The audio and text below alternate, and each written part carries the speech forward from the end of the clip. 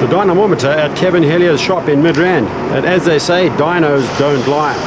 It's the brand new Suzuki GSX-R1000, which is all about big horsepower and lightweight.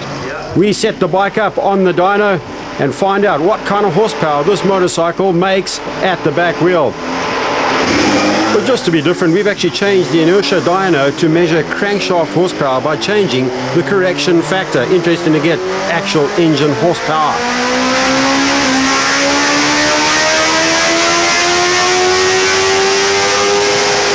Right up to 12,500 RPM in fourth gear to get an accurate reading. We slow her down before the computer gives us a printout. 167 ponies indicated. It means that this Suzuki is going to live up to its reputation as the new superbike king. Just to be sure, let's try it once more and see if we get the same sort of reading. Suzuki themselves are claiming over 150 horsepower at the back wheel. Just listen to that horsepower screaming out of the exhaust.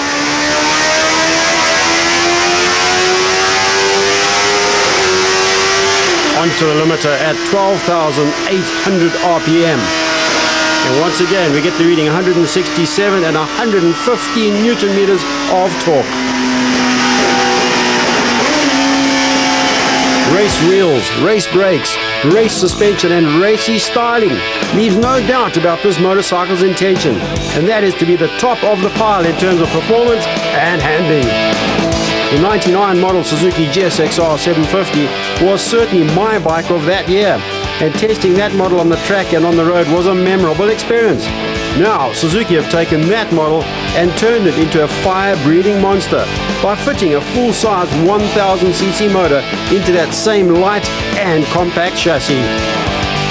The motorcycling media worldwide have simply raved about the Suzuki GSX-R1000 when they've done their evaluations, and already we have to agree with them. Straight away, this is a monster motorcycle and pulls monster wheelies.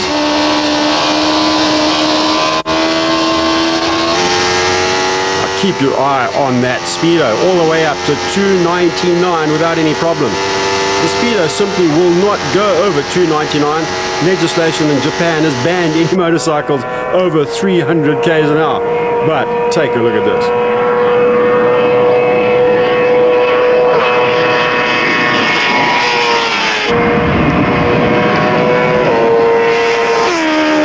Reading 299 and still accelerating. Amazing stuff. This is a compact superbike on steroids that produces great gobs of power in a seemingly endless fashion. But it's not only about power ultimately, it's the whole package that counts on one wheel or two. This is one motorcycle that you can live on the back wheel. Don't try this at home.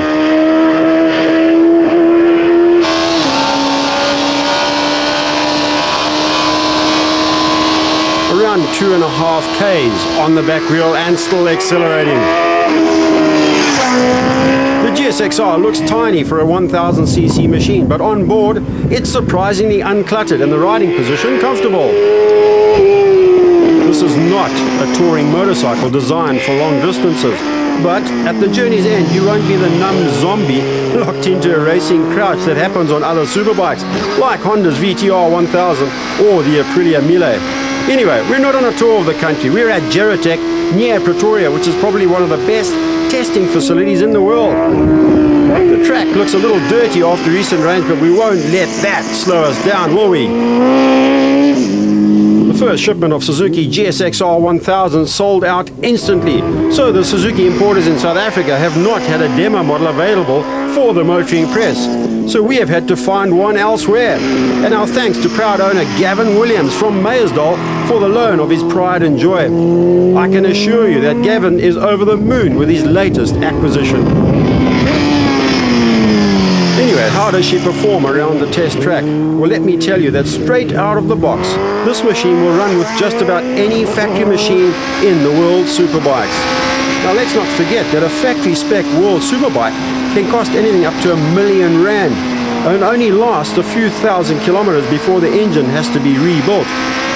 Now, along comes Suzuki with a bike that sells for just over 100,000 and has a bulletproof motor that lasts forever. Amazing. My commentary sounds like a Suzuki advertisement, but it's difficult not to be overwhelmed by this machine. And Suzuki have sold out anyway, no need for advertising. For once, the Japanese engineers in Hamamatsu have given the customer what he wants. A complete motorcycle that performs like Frankie Killy's superbike and does not need any improvements.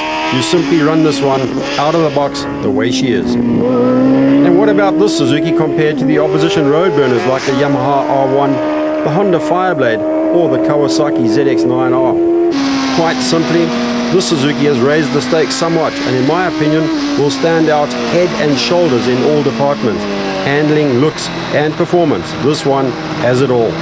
But look forward to our mega shootout in the near future on two wheels when we'll decide who's the king of the road. Technically, the Suzuki's engine design is right up there with Formula One technology. The fuel injection and engine management system is the key to the awesome power delivery without any glitches. Suzuki have got this one sorted. Simply open the throttle and hang on for dear life. Talk about life in the fast lane. Any drawbacks? Well, it's difficult to criticize this motorcycle in any way. Maybe the clutch is a little grabby on pull away. This is when the engine is cold. Or maybe I don't like this color too much. But I have to join the other journalists around the world who simply cannot find fault with this machine. Just to chat a little bit more about the motor, it's using 42mm fuel injectors and Suzuki's excellent dual throttle valve system that eliminates any of the snatchiness sometimes associated with EFI delivery and features a power valve in the exhaust collector that opens and closes to match engine RPM and improve bottom end and mid-range power. Yamaha's patent on the old X-up exhaust valve is now expired, which is why we're seeing the same things now on Hondas and of course the Suzuki. They're not rocket science, but they work. Combined with a fuel injection, what this gives the GSX-R1000 is gut-wrenching throttle response and seamless power that delivers wherever you want it.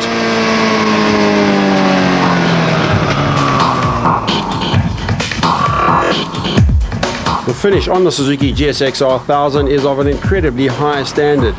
Fully floating rear brake and that box section aluminium frame with great welding that only the Japanese seem to be able to do. Fully adjustable rear suspension made by Showa. The front stoppers, 6-pot calipers made by Tokiko, and the front forks fully adjustable for compression and rebound damping with spring preload adjustment thrown in for good measure. The bike takes 3 liters of oil, only synthetic oil in this motorcycle, and a handy spyglass to check out that oil level. Huge radiator fans to keep things cool when riding slowly around town. Do we ever ride slowly on this motorcycle? Ram air intake through the frame feeding a 20-liter air box. And is this an aggressive looking front end or what? And the steering damper fitted below the steering head, a necessity on the GSX-R1000. The back end looks like something out of the Wrangler jeans advert. Pretty. Well contoured fuel tank and of course the seat unit to match.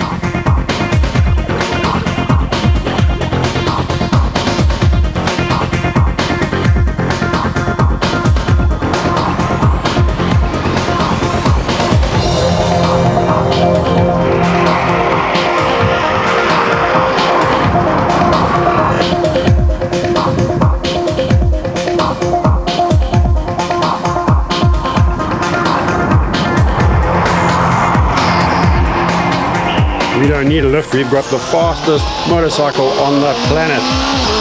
As a race bike, I would venture that anyone not racing the GSX-R1000 in Superstocks during this year has made their lives much harder for themselves. As a road bike, the Suzuki will be simply devastating. Massive mid-range power gives way to massive top-end power, all the while accompanied by a glorious intake snarl from the ram-fed airbox as the tacho buries itself in the 12,500 RPM red line time and again. Acceleration-wise, it will almost certainly see off the competition in its class and more than likely match Suzuki's own Hayabusa. This bike makes 10 horsepower more than either the R1 or the Fireblade, but these are mere figures. That 150 horsepower is really usable, with no peaks or troughs in the power curve. Suzuki went to great pains in their technical release to tell us how peakless and troughless the power was. Well, you can access that power without drama. Well, there's plenty of drama, but no nasty surprises or power bands. Wind on the throttle and the GSX-R1000 lashes out savagely from any RPM. More often than not, flying the front wheel into the air at the same time. Whether it's soaking wet or whether you're in traffic, it's a pussycat, as easy as you like. But as soon as you wind on that throttle, she turns into a beast.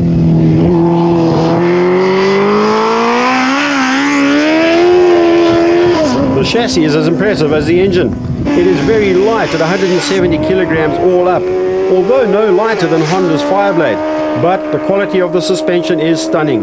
Both front and rear units are nicely progressive, so they absorb road bumps without battering your wrists or kicking the bike about, before firming up in the later part of their stroke to deal with hard cornering forces. It steers quickly and responds immediately to handlebar input, but never threatened once to get out of shape around the Geratech circuit. A bit of a shimmy and a wriggle there, but nothing untoward. And you can feel everything going on underneath you on the GSX-R. It's feedback city. And as they say in racing, flick the bitch and take a handful. There's plenty of room on the GSX-R behind the screen, and the pegs are comfortable and not puckered up right beneath your backside.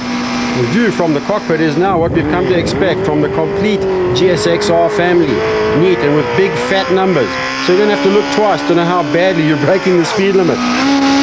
It is concessions such as these to everyday riding that really top off Suzuki's new package. And that is where the vast majority of GSX-Rs headed for South Africa will rack up their kilometers. The new GSX-R1000, stupidly fast and amazingly nimble, but also very easy to live with day to day. That alone will seal the deal for a great many of people buying motorcycles. Make sure you're one of them.